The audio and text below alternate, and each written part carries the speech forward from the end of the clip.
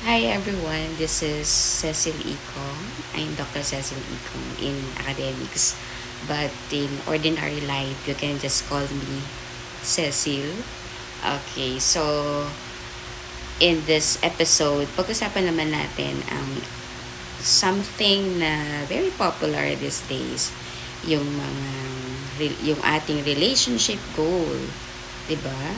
So may mga naririnig tayo na breakups, pero meron naman very long relationship. So, paano ba natin mapapanatili ang having a good and lasting relationship? Okay. So, may capability ba ako na magsalita niyan?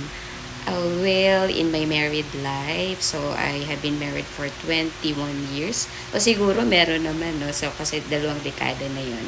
And with regards to having friends, so I have friends since elementary, high school, may mga BFFs na tayo, at hanggang ngayon. So, we make sure na we see each other. So, yung mga high school best friends ko, yung yearly meron kaming meet up. So, unahin natin yung love life, no? So, since aware kayo na sa celebrity world, di ba? So, syempre, mga marites din minsan tayo. So, we would like to be updated with our idols. O kahit hindi naman natin idols, pero parang naro-romanticize yung mga nakikita na, yung feelings natin because of what we see. Diba?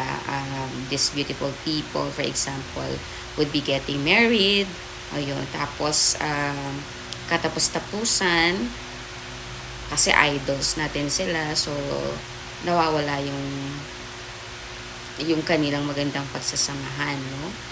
Well, it takes a lot of patience siguro sa isa't isa. Yan ang una sa attitude natin. Pero in our case, so siguro as a couple, yung faith in God, yung so si God talaga yung nag-strengthen ng relationship namin. And I think in most of the relationships, kasi kung walang gabay niya, so relationship may die, 'di ba?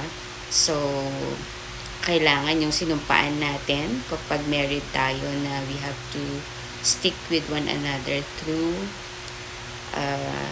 death, no? Or till death do us part. So, sana ay maalala natin yun. Kaya lang, kasi di ba minsan, talaga namang minsan nakakapikon yung partner natin. Pero, sabi ko nga, pag mainit ang ulo ng isa, sa siguro mag-die down yung isa.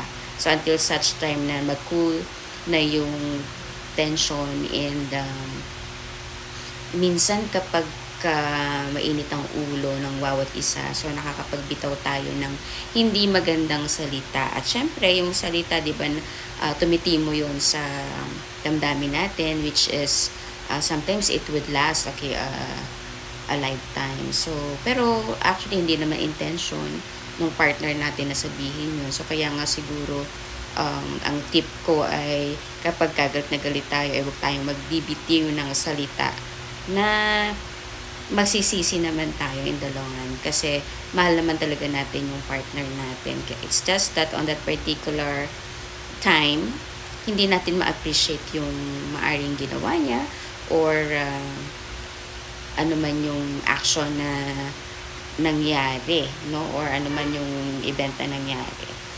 Okay, so kailangan ay tiwala din sa isa't isa. So, may mga pagkakataon na hindi naman kayo magkasama lagi.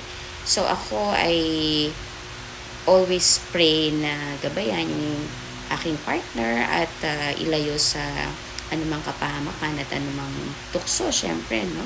Ang tukso kasi ay nandiyan yan sa paligid, pero dapat mapagtagumpayan natin. In both sides naman yan, syempre.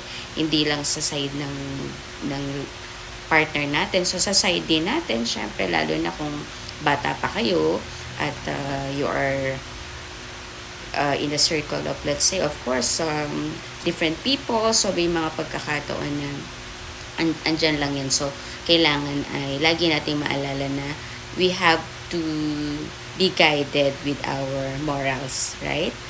Okay. So, yun.